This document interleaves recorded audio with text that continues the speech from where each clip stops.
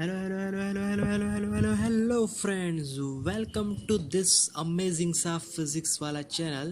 So this is amazing physics universe channel. I am welcoming students of class 11 and 12 science. So here today we are discussing standard 12 chapter 5.4 Newton's first law of motion. So Newton's first law of motions come from the concept of inertia. Earlier we discussed about the inertia. What is inertia? Its simple sentence is to resistance to change. The resistance to change मतलब inertia मतलब कि कोई भी object change होना नहीं चाहता, वो अपने आप को चेंज करना नहीं चाहता. That is the meaning of inertia.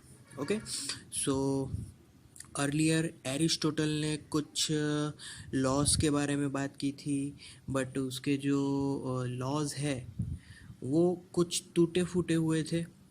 तो फिर एरिस्टोटल की वो जो गलती थी उसने गैलीलियो ने बराबर ठीक कर दी. तो Galileo gives many beautiful many correct concepts about law of motions, but Newton give us particular three laws of motions. Clear? So here we are discussing today Newton's first law of motion. So Newton ने अपने first law में ये बात बोली है कि if force, यहाँ पर फोर्स का मतलब हमें लेना है नेट फोर्स. तो if net force is zero on object then its acceleration is also zero. अगर फोर्स ज़ीरो है तो एक्सेलरेशन भी ज़ीरो है. कैसे? F इज इक्वल टू मा फॉर्मूला से. ठीक है, so F is equal to मा से अगर फोर्स ज़ीरो है तो एक्सेलरेशन ज़ीरो ही होगा, क्योंकि मास तो नॉन ज़ीरो क्वांटिटी है. क्योंकि अगर कोई ऑब्जेक्ट, जैसे ही मैं ऑब्जेक्ट बोलता हूँ, it have mass. Clear? Okay, so according to this formula this sentence is written here. Okay, second sentence I can write, if net force is somehow is non-zero.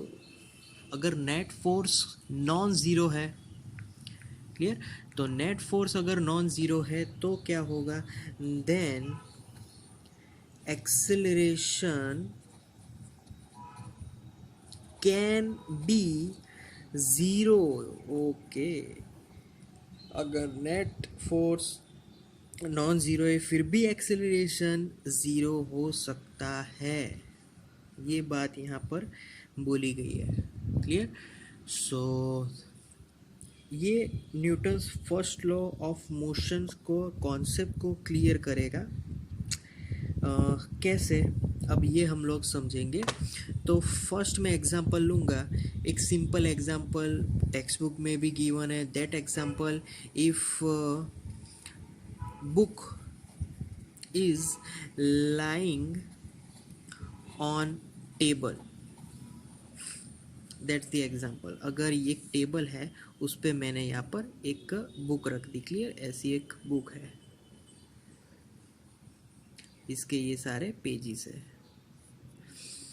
अब ये जो बुक है, we know that book have its own weight. सभी object का एक wait होता है, तो वेट को मैं W लिख लेता हूँ. Weight is always downward direction because of its gravitational acceleration.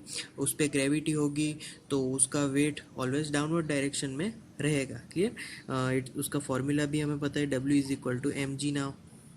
Okay, अब ये जो हॉरिजॉन्टल सरफेस है, टेबल पे ये बुक रख दिए. तो यहाँ पर एक टेबल था, उस पर मैंने बुक रख दी, उसके 4 पाई है. तो बुक मैंने रख दी, उस पे उसका वेट लग रहा है, तो बुक तो नीचे चली जानी चाहिए क्योंकि वेट तो लग रहा है ना. बट बुक ऐसा काम नहीं करती. बुक नीचे नहीं जाने वाली और नहीं जाती. क्यों? क्योंकि इसके हिसाब से हम कह सकते हैं कि भाई कोई एक फोर्स होगा कि जो इस वेट को अपोज करेगा कि जिससे बुक नीचे नहीं जाती। तो वो फोर्स कहाँ पे लगेगा? तो that force is exactly opposite to that weight force, उसके exact opposite and equal amount में लगेगा, तभी बुक रेस्ट पे रहेगी, वो नीचे नहीं जाएगी। तो यहाँ पे हमें कंटिन्यूअसली क्वेश्चंस करते रहने हैं बच्चों कि कैसे हुआ, कब हुआ, क्यों हुआ, ऐसा ही क्यों। अगर न्यूटन ने क्वेश्चंस नहीं किए होते तो इतनी बड़ी डिस्कवरीज नहीं होती। क्लियर? तो यहाँ पर हमें अपने दिमाग में कंटिन्यूअसली क्वेश्चन परपेचुएट करने हैं, क्वेश्चन बनाने हैं, क्वेश्चन अपने माइंड को ऐसा बिल्ड करो कि क्वेश्चन लगातार आते चले जाए, तभी उसका आंसर हमको मिलेगा। Clear? So again we continue this topic that so दूसरा एक फोर्स अपोज करेगा। क्लियर? सो उस फोर्स को हम लोग आर से डिनोट करेंगे। So now what is R here? R is a normal force, उसको बोलेंगे normal force. Why normal force? Because that R is always perpendicular to the surface. तो वेट को यहाँ पर कौन बैलेंस करता है? तो that is our normal force. So due to equilibrium I can write due to equilibrium we can write W is equal to R. Both are same. Clear? So यहाँ पर नेट फोर्स, अगर मैं बात करूँ net force, तो net force will be zero because W is equal to R, because W minus R will be zero because they are both opposite direction. Clear? तो net force zero है, that means acceleration is also zero there. Clear? Okay, now अगर यहाँ पर rest की बात थी, अब हम लोग बात करेंगे आगे दैट फॉर एक कार, एक रोड है, उस पर मैंने एक कार ड्रॉ कर दी ऐसी एक कार, पता नहीं कौन सी कंपनी की है बट थोड़ी वान जैसी लग रही है। तो यहाँ पर एक डोर है और वान में यहाँ पीछे भी एक डोर रहता है और पीछे बड़ा सा ऐसा डोर रहता है। क्लियर? और यहाँ पे खिड़की रहती है। लगता है मैंने बहुत बार वान देखी नहीं है बट ऐसी कुछ कार है। क्लियर? ओके, नाउ अब ये जो वान है, तो ये वैन एक तो आगे जा रही है। क्यों आगे जा रही है? क्योंकि अंदर का जो इंजन है वो आगे उस पर फोर्स लगा रहा है। क्लियर? बट जब वो आगे जा रही है, जब वो मोशन में है, तब एक और फोर्स वहाँ पे लग रहा है continuous, that is called friction force. तो F यहाँ पर लिख रहा हूँ due to engine force, engine force लगा रहा है। क्लियर?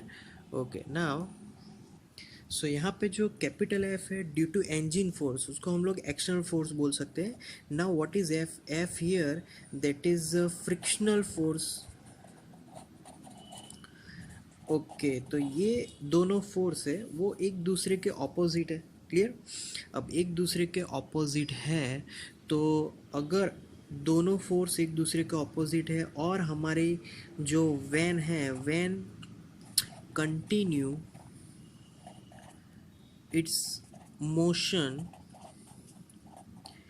with यूनिफॉर्म स्पीड, अगर वो एक यूनिफॉर्म स्पीड से आगे जा रही है और ये दोनों फोर्स लग रहे हैं, तो फिर से यहाँ पर जो नेट फोर्स है that will be zero, because uniform speed की अगर हम जब भी बात करेंगे तो नेट फोर्स ज़ीरो हो जाएगा। क्योंकि अगर नेट फोर्स लगा, if there is net force, then there is accelerated motion, वहाँ पर एक्सेलरेटेड मोशन होगा।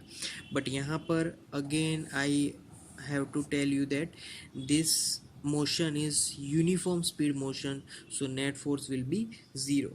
तो ये एक एग्जांपल था, जब कोई ऑब्जेक्ट पे फोर्स लगेगा, यहाँ पर फोर्स तो लग रहा है, फिर भी वो यूनिफॉर्म स्पीड से जाएगा. Why? Because net force there is 0. Clear? So ये बिल्कुल ही न्यूटन्स फर्स्ट लॉ के अकॉर्डिंग वर्क कर रहा है. मतलब कि जो जिसके पीछे कॉन्सेप्ट है इनर्शिया का, तो it tells that when ever any object is at rest, until and unless there is no external force, then that object remains at rest. And another, that whenever any object is in motion with uniform speed, until and unless there is no external force, it that object continues its speed with uniform speed. Clear? So that's the two aspects, clear, of Newton's first law of motion. Okay, now we are moving on third example, and that is I told I tell you by saying it. आप लोग बहुत बार एक बस में बैठे होंगे. ये मैं बस का एग्जांपल इसलिए दे रहा हूँ क्योंकि उसमें बहुत झटके लगते हैं, और तब ये आपने फील किया ही होगा. और बस की बात करूँ तो सबसे अच्छी फीलिंग BRTS में आई होगी, उसमें तो पक्का आप लोगों ने फील किया है. अब ये जो बस है उसमें आप शांति से बैठे हो, बस अभी रुकी हुई है. ठीक है? अब बस है जो अचानक से चल पड़े तो क्या होगा? तुरंत we know that we our upward, जो अपने पेट के जो ऊपर का हिस्सा है वो तुरंत पीछे जाएगा, क्योंकि बस है जो फोर्स आगे लगा रही है. क्लियर? बट आप लोग ये देखोगे कि अपने जो पेट के नीचे का जो हम बैठे हुए और पैर है वो कोई मूवमेंट नहीं करता. सिर्फ कौन सा मूवमेंट करेगा? जो पेट के ऊपर का जो हिस्सा है. क्यों? क्योंकि वो पूरा टच में नहीं है. हम लोग जब सीट में बैठते हैं तब जो भी सरफेस टच में होगी वो फ्रिक्शन के साथ जुड़ी हुई है. तो फ्रिक्शन के साथ जुड़ी हुई चीज़ें ज़्यादा इफ़ेक्ट नहीं करेगी. बट जो फ्रिक्शन के साथ जुड़ी नहीं है चीज़ें, कौन सी चीज़ें? पेट के ऊपर का जो हिस्सा है, अपने जो सर है, वो कोई भी टच में नहीं होगा. अगर टच में नहीं है तो वहाँ पे फ्रिक्शन नहीं है. फ्रिक्शन नहीं है तो फिर वो इनर्शिया में होगा. क्यों? क्योंकि बस आगे जाएगी तो अवर upward body part doesn't want to move. So because of that balancing force वहाँ पे लगेगा. मतलब बस आगे जाएगी तो हम लोग पीछे जाएंगे. It is because of inertia. Clear? तो हमारा जो जितना भी जो टच हुआ पार्ट है, जो कि हम लोग बैठे हुए पैर है, वो उस मोड में नहीं होते. क्यों? क्योंकि वो टच हुए रहते, वो फ्रिक्शन में है. तो बस जिस मोशन में जाएगी उसी मोशन में हमारे पैर वो सब आगे जाएंगे. बट हमारा सर है वो इनर्शिया में होगा. क्लियर? सिमिलरली अगर बस झटके से अगर रुक भी जाती है तो भी सेम चीज़. झटके से अगर रुकती है तो हमारा जो पेट के ऊपर वाला जो पोर्शन है वो आगे निकलता है. क्यों? क्योंकि वो टच में नहीं है, वो फ्रिक्शन में नहीं है. फ्रिक्शन में कौन है? पैर वाला हिस्सा. पैर वाला हिस्सा फ्रिक्शन में होने के कारण उसमें कोई चेंजेस नहीं होते. But due to inertia of our upper body it will move towards forward side. Clear? तो ये था इनर्शिया के दो बेस्ट एग्जांपल जो कि हमने डे टू डे लाइफ में फील किए हुए हैं. Clear? So that's the inertia today, and that's all for Newton's first law of motion. So thank you guys for listening till the end. Thank you very much.